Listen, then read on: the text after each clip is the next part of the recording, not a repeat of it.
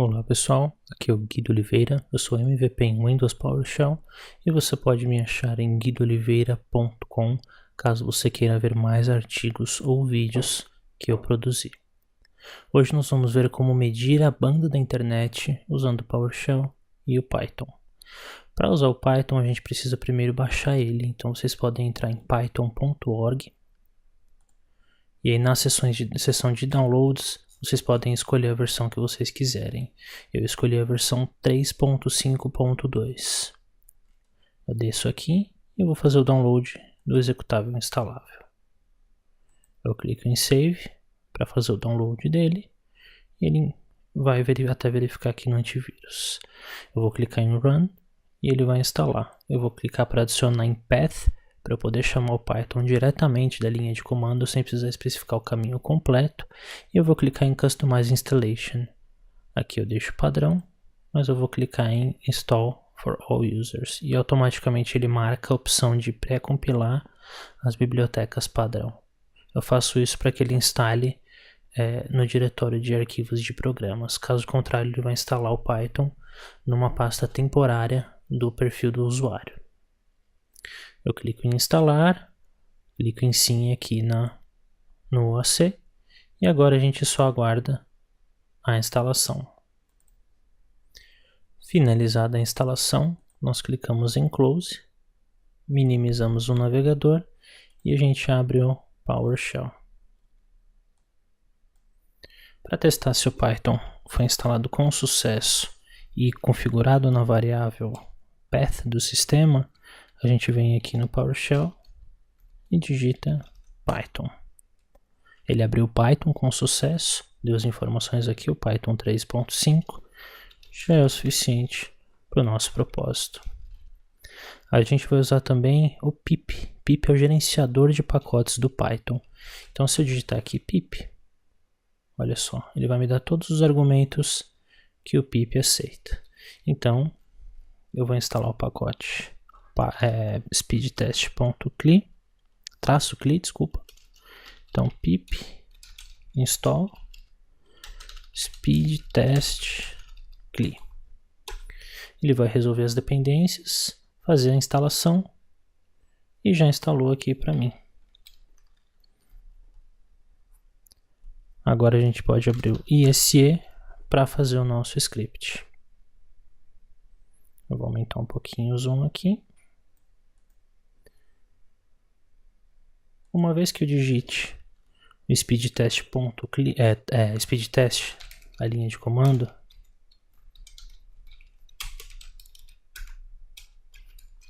ele vai acessar o servidor do speedtest.net.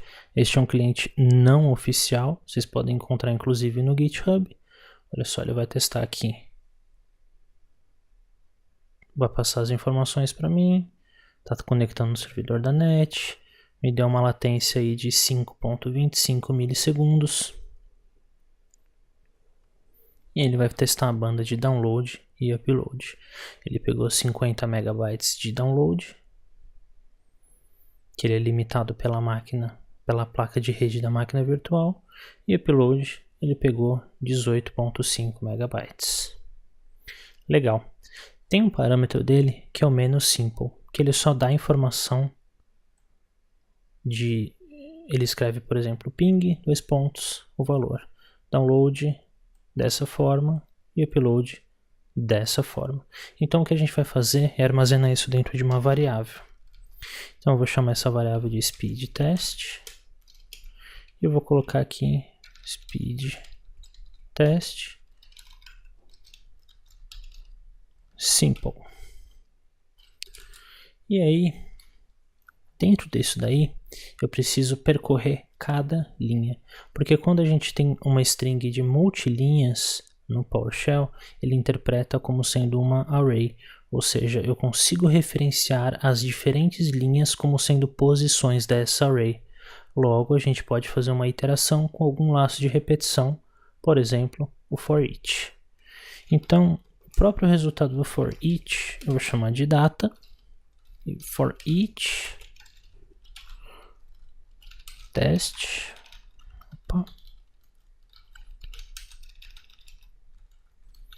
test in speed test.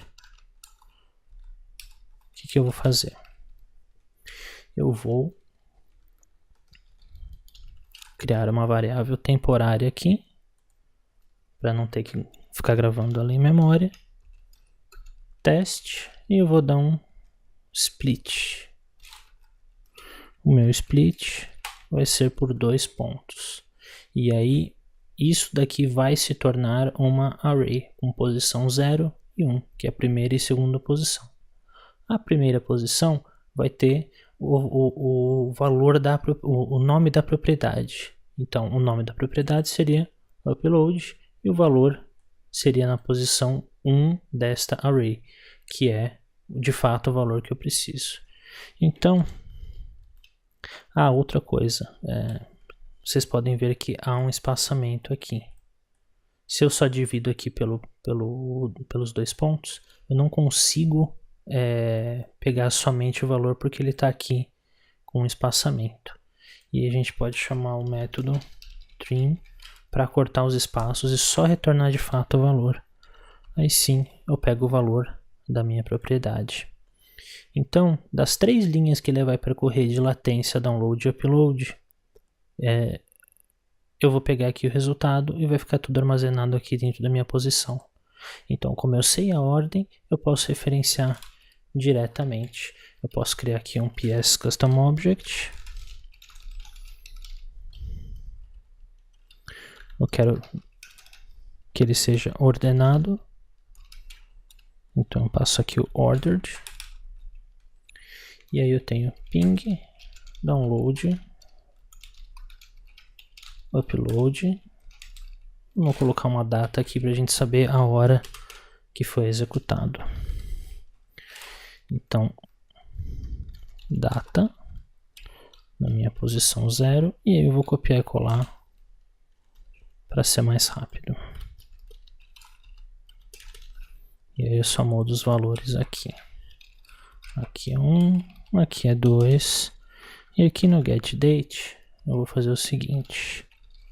Vou digitar o comando getDate. Ele retorna um objeto do tipo datetime. Eu vou converter ele para string. Usando o método toString. Agora, se a gente rodar isso daqui, ele deve retornar um objeto com estas propriedades e com os valores do teste que ele realizou no momento. Pode não ser o teste mais preciso do mundo, mas é uma forma legal. Vocês podem usar esse método para jogar isso para um CSV, jogar isso para uma base de dados, algum sistema de monitoria que vocês tenham, por exemplo, o System Center Operations Manager, ou por exemplo, o Zabbix. Olha só. Ele me retornou aqui o ping, 4.9 milissegundos, download 47.61 megabits por segundo, e o valor está sem o espaçamento, ele começou exatamente junto aqui com a propriedade. Upload eu tenho 73.45 e essa é a data de execução.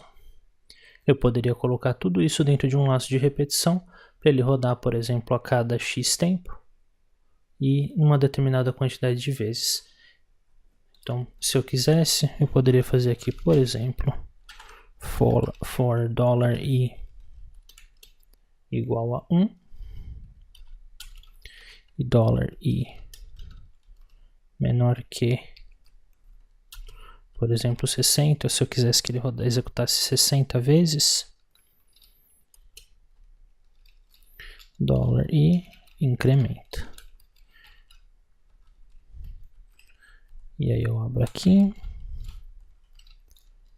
seleciono, dou um tabzinho para identar, e eu poderia usar o comando start sleep e escolher aqui segundos. Por exemplo, eu quero que ele rode a cada 2 minutos, então eu ponho para ele aguardar 120 segundos entre testes.